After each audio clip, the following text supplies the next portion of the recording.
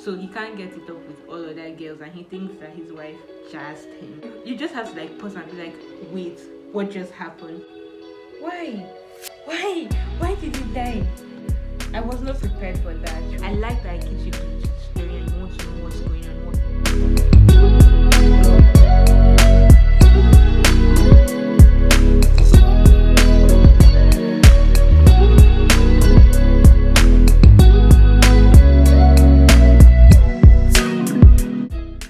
Hi guys, so today's video is going to be a bit different. I'm going to be doing a reading vlog. I'm going to be reading a Broken People's Playlist by Chimeka Garricks. A lot of my friends have been talking about this book and they have said it has beautiful stories, and it got me excited to read this because it has two things that I love: beautiful stories, according to my friends, and music. So yeah, we're going to see what this book is all about and what all the fuss is about. I want to see if I like it. It's actually a bunch of short stories, each story named or like inspired by a song. I'm going to read a summary written at the back here. It says, A Broken People's Playlist is a collection of stories in the soundtrack of life. 12 music-inspired tales are told about love, the human condition, life's micro moments, and an every people's search for meaning and sometimes redemption. The stories are also part homage and part love letter to Port Harcourt, the city which most of them are set in. A man who throws a living funeral for his dying brother, 3 friends ponder penis captivus, and 1 specular erectile dysfunction, and a troubled woman tries to find her peace place in the world, helped by a head full of songs and ginger tea. There are also interlinked stories, one of a teenage wannabe DJ who just wants to play his first gig as his family breaks up, and another of him years later as a middle-aged man drunk calling his ex-wife. So the first one is Lost Stars by Adam Levine. It's actually one of the songs I really like. I love Adam Levine, by the way. So to get myself kind of in the mood of each story, I'm going to be playing the song for the chapter while I'm reading it. Okay, so let's get into it. I'm going to go into the first story, which is Lost Stars by Adam Levine, and I'm going to be playing the song while I'm reading.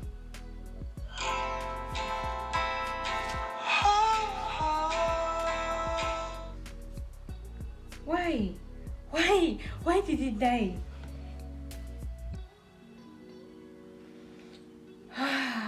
Guys, I just finished this first story and I was not prepared for that, really. I was smiling, and it was such a beautiful story, and then he just went and ripped it all out. First of all, one thing I want to say is that I love how simple this writing is. I can't wrap my head around books where it's so difficult to read, but everything just flowed in this story, and I like that it's very relatable, especially with the Milo and Milk thing, yeah, and with how you have like the things that make you remember somebody that you are in love with, as little as food or just like the inside joke. Let me read out one of my favorite lines in here.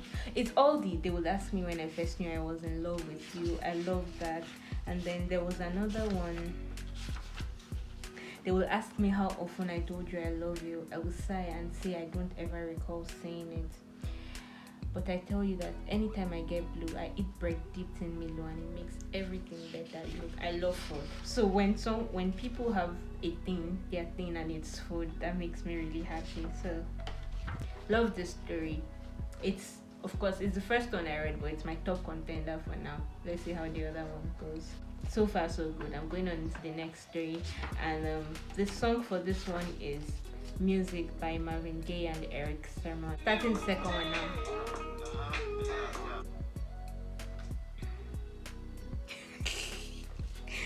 Oh my god, you guys, there's this line that says where Chigel asked if Miss Uko is a witch or a mermaid, and then he replied that maybe Oibo mermaids were good, but definitely not African ones. Despite that, Victor Uwafo songs African mermaid lives spectacularly. No one is better. If God forbid you see any of them, run. You hear me? Run. Okay, so I'm just done with the second story. Okay, it still hasn't topped Lost Stars for me, but it was also a fun story. It's a story about a man who was cheating on his wife, with whom he had 3 kids. Yeah, I think 3 kids, with a very apparently beautiful woman whom he eventually left for another nurse. So yeah, that's the story. The next one is Hurts. I think I'm going to take a break now. I'll come back to this after. Hi guys, so I've currently read about 4 stories in this book, and now I'm going to try and read one before class. I'm going to read the I Put a Spell on You by Nina Simone. So far, no one has stopped Lost Stars for me, although in the city it hit really close to home for me because it was just a reminder of the reality of what happens with the police force here. If you remember, in Nigeria we had the whole NSAS protest last year, and it was just so sad. Like, this guy just wanted to make a living. He died for what? For nothing. It was really sad. That one, after that I had to put the book down, so now I'm finally picking it up, and I hope this next one is at least a very corny romantic story. So now I'm going to read I Put a Spell on You by Nina Simone. Okay, when I saw the title was I Put a Spell on You, I thought it was like a romantic kind of movie, but in this story, the main guy has erectile dysfunction, and he believes that his wife put a spell on him because he can get it up with his wife, but he's a cheat, so he can't get it up with all other girls, and he thinks that his wife jazzed him.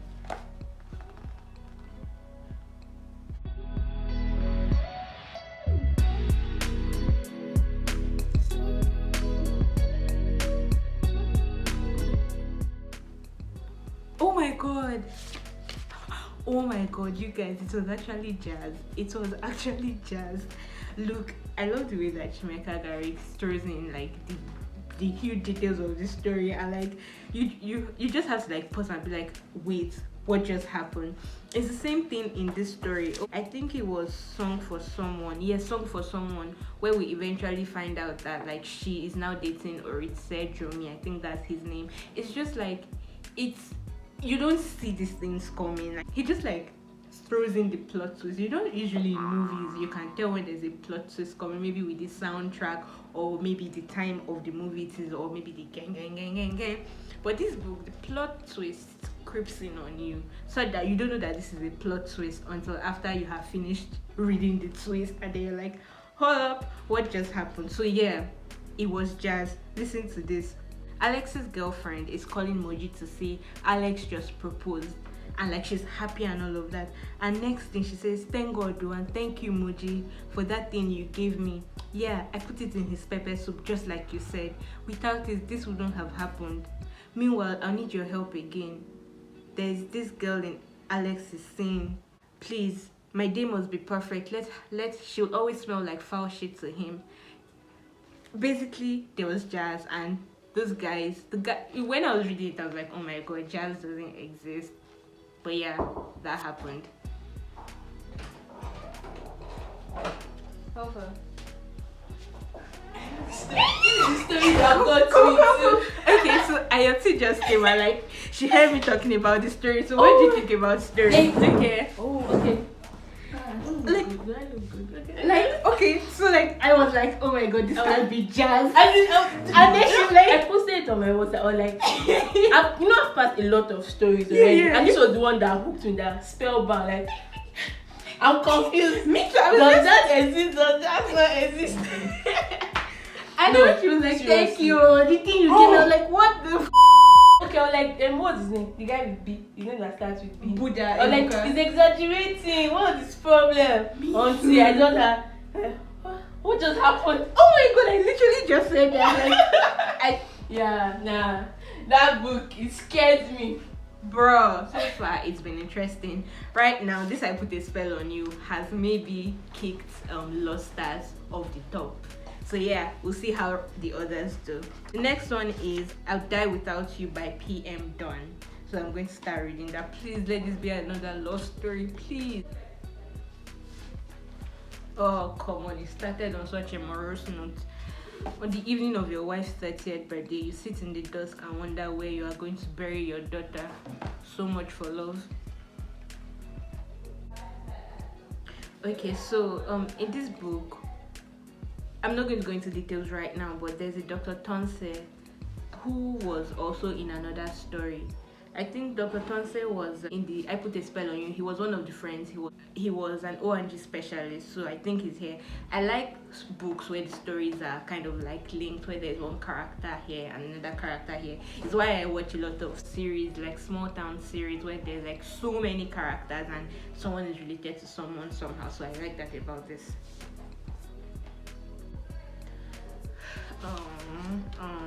So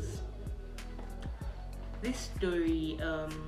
At the beginning, he's buried his daughter. He lost his daughter. She was born at I think 23 weeks. She died, and he thinks a girl he was dating before had an abortion. They were pregnant, but they decided to terminate the pregnancy. So he thinks that this is a punishment. And he's someone who doesn't grieve a lot. So he didn't grieve the death of his father. He didn't grieve the death of his baby when she died. And eventually, at the end of the story, his wife has another child. They have another baby, a boy. And then he starts to cry. And then I like the way the story ended. It says, "It's your wife who understands why you cry. As you hug her lying on the bed, she knows you're not crying. She knows you've not even acknowledged your son. She knows you're crying for your late father, for comfort, for the unnamed one, and for Adesua. Adesua is the name of the baby that they lost.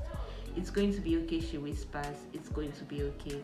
Yeah, some people have a really tough time grieving. Some people don't even grieve. And yeah, these things are different for people. Some people, the way that they grieve, the way that they feel pain and even express pain. So yeah, I like this story. It's okay, I like it. It's still not going to stop I Put a Spell on You though. But yeah, this was a nice read. Hi guys, welcome back. So I'm finally done with this book, A Broken People's Playlist, and I'm just going to be saying what I think about this book, just reviewing it generally. So the first thing that I want to say is that I love how enticing the art is. I don't know who designed this, but this is so great.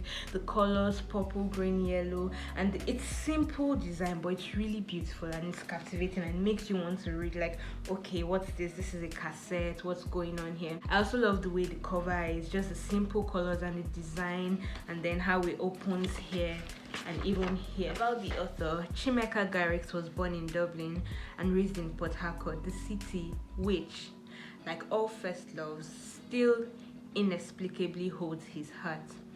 He is the author of the acclaimed novel Tomorrow Died Yesterday. He started writing short stories and eventually A Broken People's Playlist to avoid working on his second novel.